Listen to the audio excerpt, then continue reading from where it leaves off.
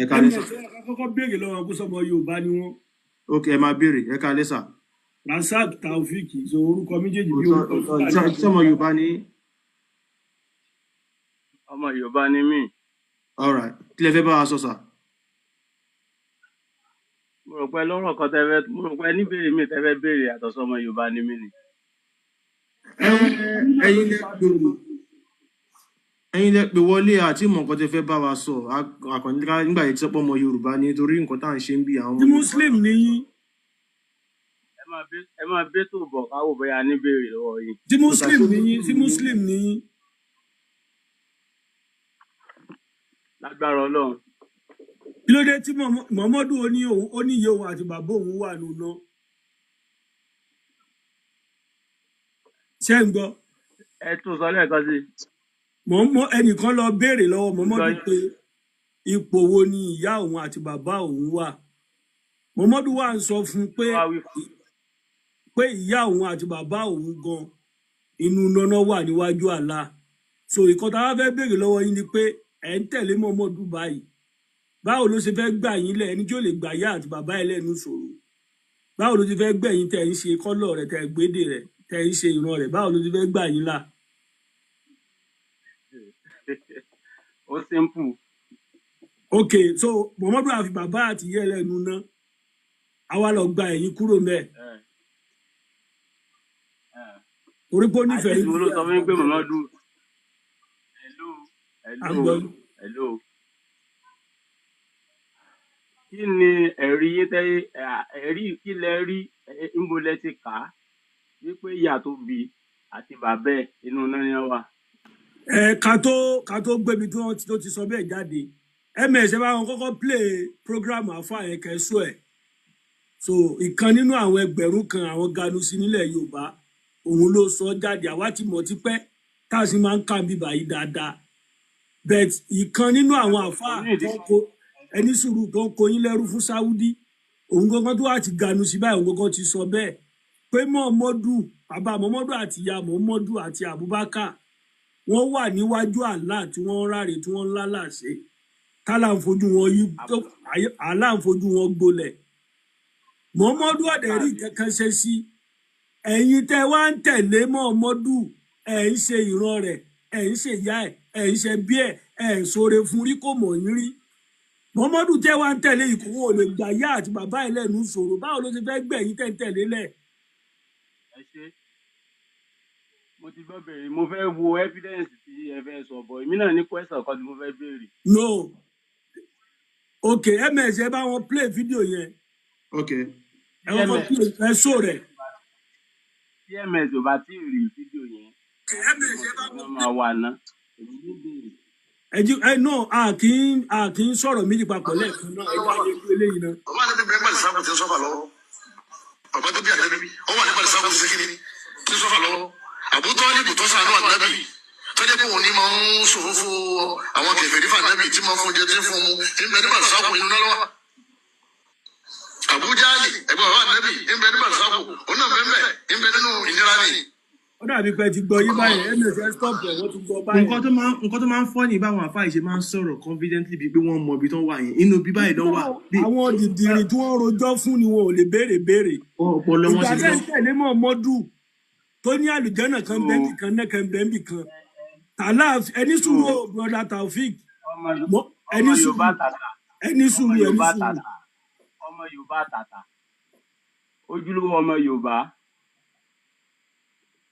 ṣé mo correct ojúlówó ọmọ Yorùbá. bẹ́ẹ̀ ni ojúlówó ọmọ Yorùbá ojúlówó ọmọ Yorùbá. Mọ̀ sí ẹ wà ní mítìnì ẹgbẹ́ kan ni àbí kí ni tí mo dúró àbí ẹsẹ̀gbẹ́ OPC ni. ok ṣe èdè yẹn kìí ṣe èdè Yorùbá rí. no ẹ mọ̀ irú ó lè jẹ́ pé ní lógo kan tẹ́ máa ń lò ní ẹgbẹ́ kan tẹ́ wà bóyá ẹgbẹ́ àgbà Àgbẹ̀kọ̀yà Yorùbá OPC Vigilante so ó lè jẹ́ pé lógo tẹ́ lò ní àwọn ò gbọ́ lógo yẹn rí. ẹ má lọ jìnnà ṣé bí èdè Yorùbá musa sọ lẹ́nu ikú ọmọ Yorùbá tó bá jẹ́ pé èdè Yorùbá mo sọ lẹ́nu yìí kò ní ìdíyàn rárá Now, n tí mi fẹ́ sọ No, fún yín ẹni sùúrù ìkan tẹ́ ń béèrè lọ́wọ́ wa ni pé bẹ́ẹ̀ ti ń sọ pé ojúlówó ọmọ Yorùbá ẹ̀ ń sìn bóyá pé ẹ̀ expect pé ká fi èsì kan fún yín ni. Tẹ́ bá ní Yorùbá no nation a máa sọ pé no going back. Gbogbo èèyàn ló mọ slang yẹn. Bẹ́ẹ̀ ojúlówó ọmọ Yorùbá ń sìn kò sẹ́ni tó gbọ́ rí mi ìmọ̀ tó ti ń lò. Bóyá nu ẹgbẹ́ OPC ẹni ni àbí mo nínú bọ̀ Àgbẹ̀kọ̀yà ni ò gbọ́ rí. mo bọ̀ Bóyá ẹ̀gbọ́n ẹgbẹ́ ẹni bóyá wípé ẹgbẹ́ gbọ́mọdé òkú. ẹni tí n bá sọ pé Yorùbá nation Bàbá ìbéèrè ẹlò tá ẹjọ ẹ sọ̀rọ̀ lọbi tá à ń lọ gbó yẹn kọ́ là ń ṣe mí nǹkan báyìí tá à sọ ń bí nǹkan tẹ́ fẹ́ yín ni sọ pé ọ̀kẹ́ bọ́ọ̀lẹ̀ ẹjọ Allah ẹjọ. Muhammadu ní ìyá òun àti bàbá òun Muhammadu ní ó ìyá wà òun lọ́la àti bàbá òun wà nínú ìnira kí lẹ fẹ́ bá wa sọ sí.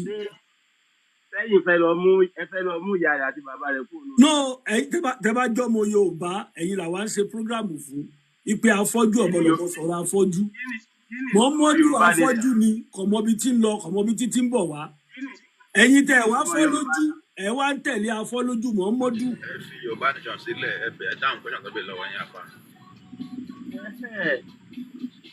èmi ti dáyé lóòsẹ̀ ẹ dá wa lóhùn a ní Muhammadu lóhùn ọmọ ó ní ìyá òun àti bàbá òun wà nínú nẹjà nàmà tíyà burúkú jẹ wọn aláǹfojú àní ìyá bẹ́ẹ̀ òun àtọjú bàbá òun ráre àní kò dẹ̀ bẹ́ẹ̀ lè ni gbà wọ́n lẹ̀ Muhammadu nísìnyí gbà tó fẹ́ lọ gba ìrun kíkí wá lọ́wọ́ àlá ọ̀tẹ̀ ẹ̀sìn ni ẹ̀sìn ló gbé lọ àbí ràkúnmí ọlọ́fi gbàrún márùn wá bíi 200 òǹdà láàkó fún gan òun ló dikù sí márùn now níbi tí Muhammadu wá di lọ gba ìrun yẹn wá pẹ̀lẹ́sìn ìyá rẹ̀ àti bàbá rẹ̀ ń bẹ báyìí tálà ń fi ìyà burúkú jẹ wọ́n tó fojú wọn gbolẹ̀ ó fi wọ́n ráre tí Muhammadu ò tún wá lè gun ẹ̀sìn yẹn kọ́ lọ sọ kún fáyẹ̀ kún fún Allah ni. ẹ̀lò Yorùbá ò kì í sọ̀rọ̀ púpọ̀ tó kí lọ bí oge ni Yorùbá máa ń pè no abẹ́ gbẹ̀yìn débẹ̀ ni ẹ mọ̀ gbẹ̀mí débẹ̀ là ń lò fún gbẹ̀mí débẹ̀. nígbà tí èsì wípé ẹni tẹ́ ń bá sọ̀rọ̀ ẹ tí Ọlọ́run ò fún ní òye ni ẹ mọ fẹ́ ẹ ti láàyè yín sọ̀rọ̀ dáadáa kó yé yín kẹ́ lè mọ ibi tẹ́ ti bẹ̀rẹ̀ ni.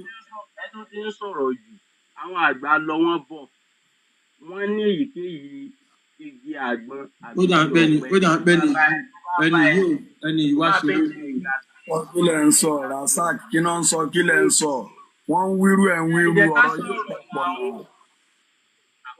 náà. ẹ̀jẹ̀ á sọ̀rọ̀ dáhùn ọ̀rọ̀ tí ń pọ̀ jù àní lóòótọ́ ni bàbá ànàbí ìyá ànàbí lọ́dọ̀ yín lóòótọ́ ni pé ó wà nù ìyà ẹ ṣe accepted Mr. ilé Razak ìtura fẹ́ Mr. Razak ẹ má bínú ọ ẹni lọ́dọ̀ wa ẹni lóòótọ́ ni pé bàbá ànábì ìyá ànábì lọ́dọ̀ wa ó wà nù yà wá kọ́ la sọ náà ẹ gbọ́ táwọn ìṣèyíkì yín náà sọ náà.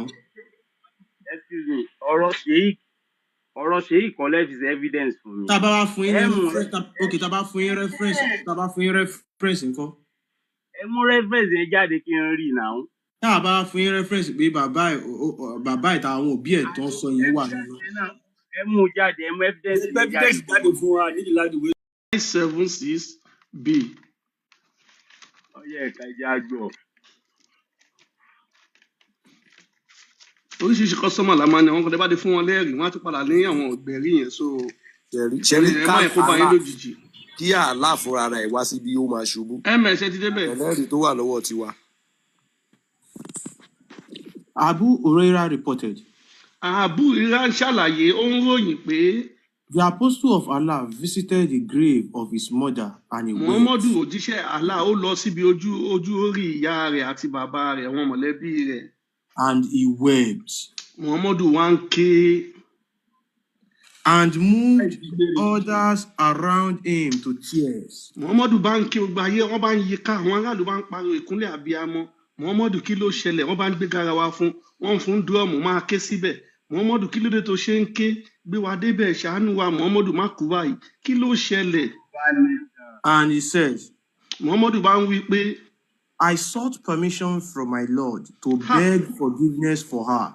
ó já mi lára jẹ Muhammadu lòun ń bá Allah tó jẹ́ ṣìgìdì lọ́wọ́ ọ̀tún méjì òun ń bẹ lórí àwọn òbí òun ìyá òun bàbá òun kó ṣàánú kó bóun dáríjì wọn ìjìyà To, yìí pọ̀. to visit her grave. Ha! Òun ṣáà pé òun tún bẹ̀ pé kóun tiẹ̀ lọ sójú orí ẹ̀ ṣe mọ̀ pé èèwọ̀ ni kó lọ sójú orí nínú Islam ó lóun tó kọ́ ń bẹ Allah ṣàánú mi jẹ́ ń débi ojú orí ìyá àwọn àti bàbá òun ṣàánú wọn Allah. but it was not granted to me. Allah bá lóun ò lè gbà á Allah ò láàánú wọ́n dẹ̀ máa ní the most merciful the most forgiving ẹ̀rí pé rán ni Allah ò láàánú kankan Allah ò bá gbọ́ kò dáríjì ó lóun ò ní gbà kó lọ o. And I sought permission to visit her grave. ṣe é gbọ́ ó nígbà tóun bẹ̀ kó bóun dáríjì tí ò dáríjì ẹ̀ṣẹ̀ òun bá ní òkè ṣàánú òun jẹ́ kóun lọ wojú orí ìyá òun àti bàbá òun. And it was granted to me to visit the grave. Allah bá ní yá kan lọ wojú orí bàbá àti ìyá ẹ̀ kan lọ wò lẹ́yìn tó wò wá tán kọ́ kí ló But sọ for ẹ̀. that makes you mindful of death. ó ní ẹ̀hún pé kẹ̀ṣà lè mọ̀ nípa kú lẹ́yìn tó lọ́wọ́ tán kọ́ ẹjẹ́ àgbé wọn débẹ̀ kí ni ó wá ṣẹlẹ̀. Muhammadu tẹ̀ ń tẹ̀lé ìyá rẹ̀ àti bàbá rẹ̀. Máa ìwádìí tí wọ́n ti wà ń darí kò ní ọ̀kan ṣe ń bẹ̀. Ẹ filẹ̀. Anas said, Anas ròyìn pé a man asked, tí a ń gbọ́ o lẹ́yìn tí Muhammadu lé láti tó ti lọ kí ìyẹ́ arákùnrin kan wá ń béèrè lọ́wọ́ Muhammadu pé where is my father, messenger of Allah? gẹ́gẹ́ bí ẹni tó lọ sí ájò tó dé ẹmọ gbé máa béèrè pé ìgbà tó lọ léta lórí ṣọba mi rí lágbájá ṣọba mi rí tàmẹ̀dù arákùnrin kan máa ń béèrè pé ìjẹ́ bàbá òun ń kọ́ Muhammadu gbé mi débẹ̀. He replied, Muhammadu bá ń fọ́rákùnrin yẹn lésì pé your father is in hellfire. ṣáà yóò já mi lára jẹ Muhammadu bá sọ fọ́rákùnrin yẹn pé ìgbà tí mo lọ bẹ̀bẹ̀ fún ìyá òun àti bàbá òun bàbá rẹ̀ ń jónú iná débi pé iná ti jó gbogbo ara ẹ̀ ibi díẹ̀ níná wà. When he turned his back, ìgbà tárákùnrin yẹn fẹ́ máa lọ Muhammadu wá sọ pé àkó ìtàn síbẹ̀ o. he said, Muhammadu wá ń gbé arákùnrin yẹn débẹ̀ pé my father and your father are in hellfire. ṣé ẹ gbọ́ ó ní bàbá òun àti bàbá àwọ iná ń jó wọn iná là débi pé ó ní bàbá yẹn gan ló fi ń koná tó fi ń jó ìyá àwọn àti bàbá Àti òun. bàbá Rasaki náà. Ha ó ga ọ iná ìpọ̀. Ẹjọ ẹ má bù wọn ẹjọ.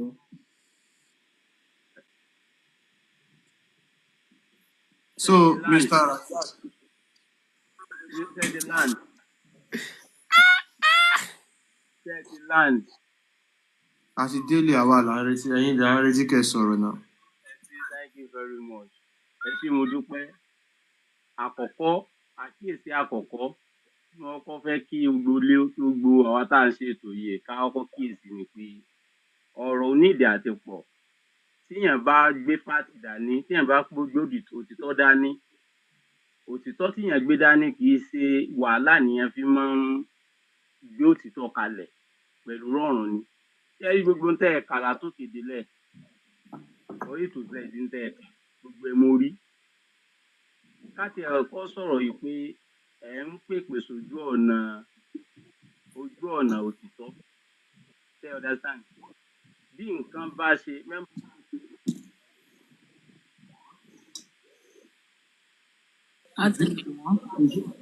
Òṣèlú dọ́kítà yìí wọ́n bá ṣe wọ́lá lè ka.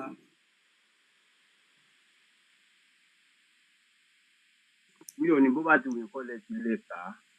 Sẹ́rí Yorùbá, àwa Ọlọ́run dá wa pẹ̀lú wípé a ní làákàyè púpọ̀. A máa ń tètè ronú sí nǹkan àdẹ̀ tètè máa ń decide. So, èmi mo ti wà ọ̀rọ̀ tẹ́ bá ń sọ ń bí kò lè nípa kankan nínú ayé mi nínú ìsẹ̀mí mi àtàwọn ọmọ mi àtẹbí mi. Ṣùgbọ́n a lè jọ sọ̀rọ̀ normal kì í ṣe gbogbo èèyàn tó wà nínú kíláàsì tẹ́ wà yìí kì í ṣe gbogbo wọn náà ni wọn ní làákàyè àti ronú láti mọ bó lọ̀rọ̀ ń lọ bó nìkan ti rí.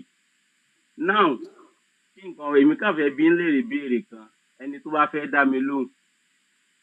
Yorùbá tá a jẹ́ Yorùbá tọ́lọ́ ń ṣe wá ẹ̀ téèdè wá yéra wa tọ́lọ́ ń fún wa ní làákàyè tó pé. Ìjẹ́ ní bá a ti jẹ́ Yorùbá yìí tá a níbì kan tá à ń lọ tá a bá kú tán a níbì kan tá à ń lọ àbá àníbí. Ẹ̀yin ní kẹ́ mọ́ lọ́bẹ̀ mọ́tò lóde. Ẹ fi sítórì sílẹ̀ ẹ dá wa lóhùn kan tó ń béèrè lọ́wọ́ yín bàbá yìí. níbi tá à ń lọ níbi tá à ń lọ àti dá yín lọ. Àwọn bàbá yín tó kú níbo ni ẹ lọ. àti dá yín lọ níbi tá à ń lọ ẹ fẹjọ́ lẹ̀ bàbá ẹni sùn bàbá Muhammadu ń jóná lọ́wọ́ nù náà ẹ dá wa lóhùn. Aláwọn bàbá yín tó kú níbo ni ẹ lọ. Wọ́n kú ni. Lẹ́yìn ikú bàbá tiẹ̀ ṣó ń jóná pẹ̀lú bàbá Muhammadu ni? Ṣé bàbá ẹ̀ ń jóná pẹ̀lú bàbá Muhammadu ni? ànílẹ́yìn kú kí ló tún kù kí làwọn bàbá yín tún fẹ́ fèsì. Ṣé bàbá yìí ti kú àbí wọn ti kú?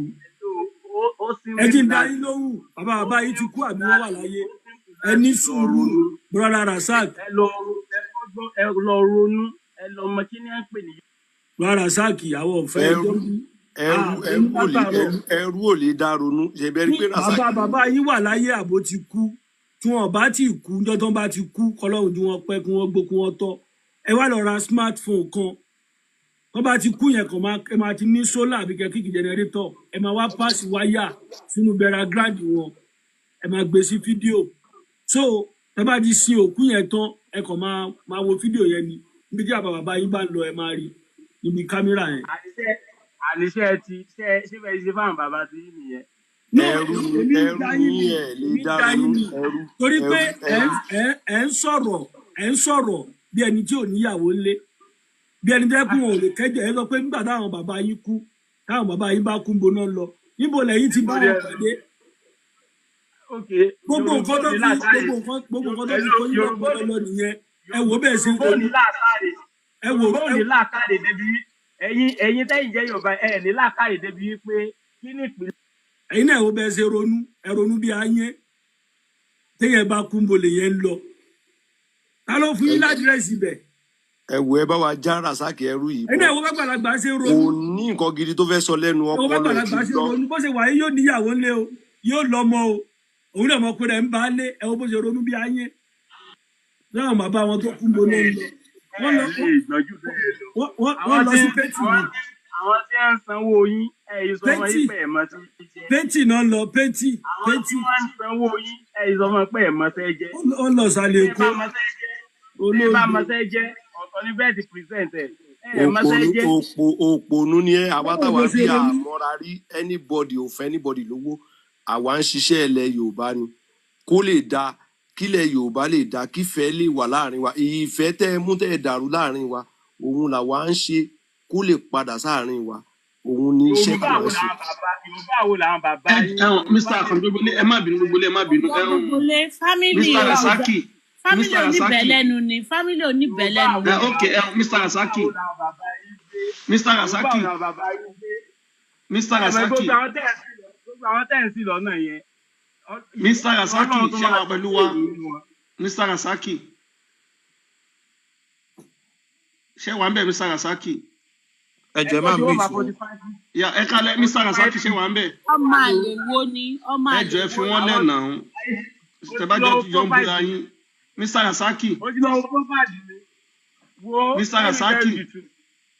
ojúlówó ọmọ Yorùbá tàbí. a ti gbọ́ Mr. Rasaq ṣé ẹ fẹ́ bá wa sọ̀rọ̀ àbí ká máa bẹ́ẹ̀ tó lọ ms. Mr. Rasaq. àwọn tó ń sanwó yín yẹn sọ fún ọ yín pẹ̀ mọ́ ẹ jẹ́ yìí sọ̀nà bí ẹ ti máa